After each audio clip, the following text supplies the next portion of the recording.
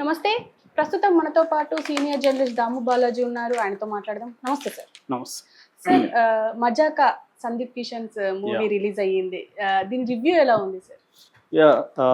ధమాకా తర్వాత డైరెక్టర్ ధమాకా హిట్ ఇచ్చాడు. దాని తర్వాత సినిమా కాబట్టి ఒక ఎక్స్‌పెక్టేషన్స్ వచ్చాయి. అలాగే సందీప్ కిషన్ కూడా మంచి ఫామ్‌లో ఉన్నాడు. అతను చాలా మంచి ఆర్టిస్ట్ కూడా. సో, వీళ్ళిద్దరి కాంబినేషన్‌లో కామెడీగా ఆల్రెడీ టీజర్ గానీ, ట్రైలర్ గానీ ఆకట్టుకున్నాయి.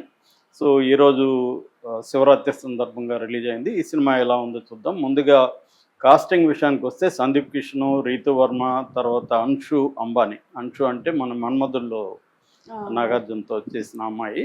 తర్వాత మురళీ శర్మ, హైపర్ ఆది, మంచి కాస్టింగ్ అయితే ఉన్నారు. ఇక టెక్నీషియన్ల విషయానికి వస్తే త్రినాథరావు మక్కెన డైరెక్టరు, రాజేష్ అండ్ ఉమేష్ ప్రొడ్యూసర్లు, తర్వాత ప్రసన్న కుమార్, బెజవాడ ప్రసన్న కుమార్ అంటారు ఈయన్ని. ఈయన స్క్రీన్ ప్లే రైటరు, రచన అంటే డైలాగ్స్ కూడా ఈయనే రాశారు. దాని తర్వాత లియోన్ జేమ్స్ మ్యూజిక్ చేశాడు, షఫీ డిఓపి. సో, కథగా చెప్పుకోవాలంటే ఇది ఒక థిన్ లైన్ అని చెప్పుకోవచ్చు. ఒక తండ్రి కొడుకులు ఉంటారు. తండ్రిగా రావు రమేష్ చేస్తే కొడుకుగా సందీప్ కిషన్ చేశారు. తండ్రి పేరు రమణ, కొడుకు పేరు కృష్ణ. సో, వీళ్ళిద్దరూ అంటే ఈ కృష్ణ పుట్టినప్పుడే తల్లి చనిపోతుంది. సో, వీళ్ళిద్దరూ ఇద్దరు ఒంటరి మగవాళ్ళు అని చెప్పచ్చు. సో, అందువల్ల వీళ్ళకి ఒక విమెన్ లేని లోటు కనిపిస్తూ ఉంటుంది ఇంట్లో. వీళ్ళిద్దరూ ఏదో ఒకరినొకరు చూసుకుంటూ బతికేస్తుంటారు.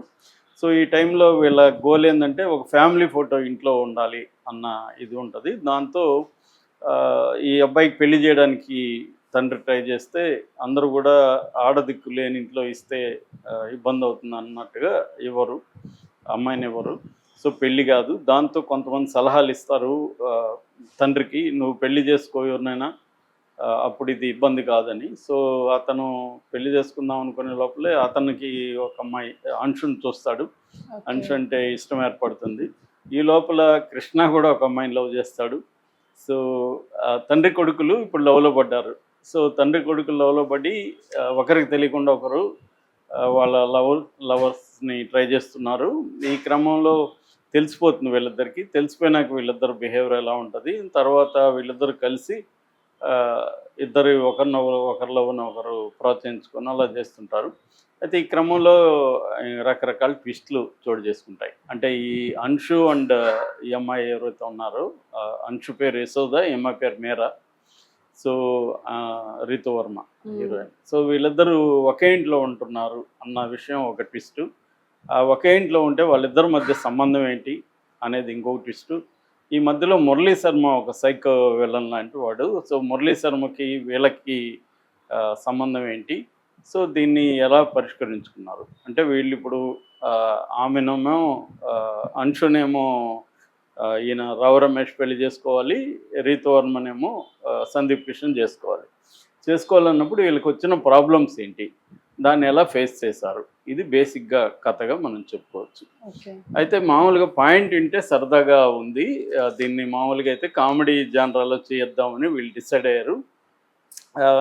మామూలుగా కామెడీలు రకరకాలుగా ఉంటాయి. సిచ్యువేషన్ కామెడీ కావచ్చు, లేకపోతే స్లాప్ స్టిక్ కామెడీ కావచ్చు, రకరకాలుగా.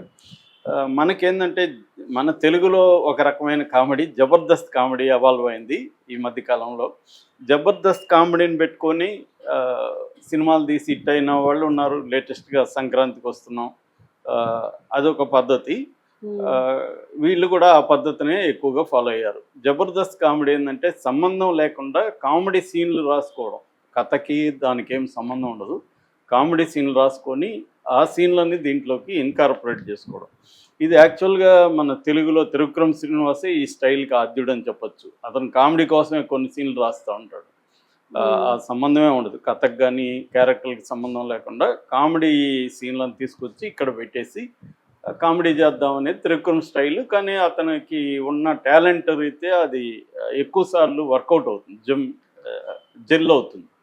సో, ఆ జెల్ చేయాలి. నువ్వు ఎక్కడి నుంచి ఏం తెస్తున్నావు అనేది ఇంపార్టెంట్ కాదు, నీకు ఈ నెరేటివ్లో కరెక్ట్గా జెల్ అయ్యి ఆడియన్స్కి ఆర్డ్గా అనిపించకపోతే అది నేచురల్గా ఉంటుంది. త్రివిక్రమ్కి ఆ స్టైల్ ఉంది. కానీ మిగతా వాళ్ళకి అది లేనప్పుడు ఏం చేస్తారంటే వీళ్ళు కూడా అలాగే చేస్తే మనం కూడా హిట్ అవుతాం అనుకుంటారు. కానీ అది కష్టమవుతుంది. దీంట్లో అదే జరిగిందనమాట. దీంట్లో ఏందంటే దీన్ని హిలేరియస్‌గా నిజానికి ఇది వినడానికి చాలా ఇంట్రెస్టింగ్‌గా ఉంది.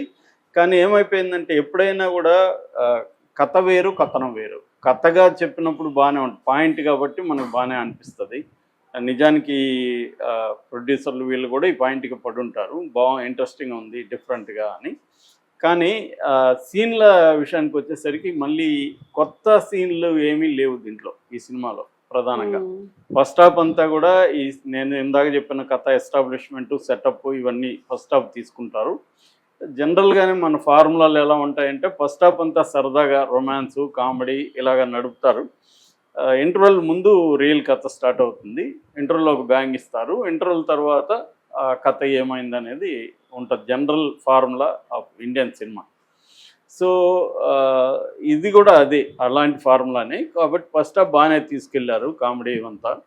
సెకండ్ హాఫ్కి వచ్చేసరికి చాలా ప్రాబ్లమ్స్ వచ్చేసాయి. ఎందుకంటే ఎప్పుడైనా కూడా సెకండ్ హాఫ్ డీల్ చేయడమే డైరెక్టర్కి కష్టం.